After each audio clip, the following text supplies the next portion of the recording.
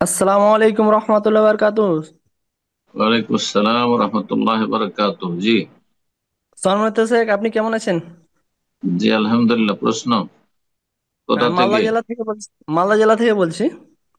তা বলছিলাম শেখ, কি আমাদের মানে আমরা দেখতে পাই কি আমাদের ছোট ছোট বাচ্চাগুলো বা কোরআন ধরে তখন মিষ্টি বিতরণ মানে কিছু খিলাই মুখ মিঠা করে।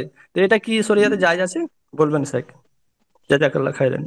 যদি জরুরি না মনে করে তাহলে, হ্যাঁ, কোনো ক্লাস শেষ করলো বা কোনো একটি কিতাব শেষ করলো, সেটা ধর্মীয় পুস্তক হোক অথবা অন্য কোনো কিছু হোক, এক ক্লাস থেকে আরেক ক্লাসে উঠলো, হ্যাঁ, পরীক্ষা পাশ করে মাধ্যমিক পাশ করলো, হ্যাঁ, গ্রাজুয়েশন কমপ্লিট করেছে, অথবা এই আম্মা পাড়া শেষ করেছে, এখন কোরআন ধরবে, কোরআন শুরু করছে, আর সেজন্য মিষ্টি খাবে, খাওয়াবে, জায়েজ। কিন্তু সেটাকে জরুরি যদি মনে করে যেটা করতেই হবে, তাহলে বেদাত, তখন জায়েজ না।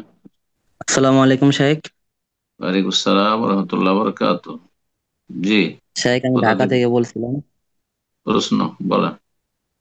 জি শাইখ, আমাকে বর্তমান যে আমার বাপ মা আছে, আমাকে পালক আনছে।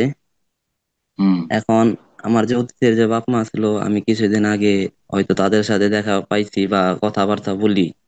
এখন আমি হুম। একটা হাদিস থেকে পড়ছিলাম, বা দেখছিলাম, আপনার কথাই শুনছিলাম যে হুম। নিজের পিতা মাতা বা বাদ দিয়ে অন্য পিতামাকে, পিতা মাতাকে, এরকম একটা শাইখ কি একটা হাদিস জানাছে, ভুলে গেছি আমি, হুম। যে স্বীকার এখন করলে আপনার তার জান্নাত। পরিস্থিতি কি? বাপ মা, আসল বাপ মার সাথে পরিচয় হয়েছে, ঠিক হ্যাঁ না? হ্যাঁ, আমি যাই এক মাঝে মাঝে যাই, তাদের সাথে দেখা করি। ওদের আসল বাপ মায়ের মর্যাদা তারা পাবে, হক তারা পাবে, এবং তাদের সাথে নিজেকে সম্পৃক্ত করতে হবে। কাগজপত্র, ডকুমেন্ট, এই পালক, যিনি যিনি পালক নিয়েছেন তার সাথে সম্পৃক্ত করা যায় নয়। কথা বোঝা গেছে? আর বাকি কথা হলো যে এখন তো শ্রদ্ধা সম্মানের জন্য এরা যদি ছোট, যে শোষণের কথা নেই, ছোট থেকে লালন পালন করেছে, সুতরাং যদি তাদেরকে বাবা বলে ডাকেন, মা বলে ডাকেন, জায়েজ আছে।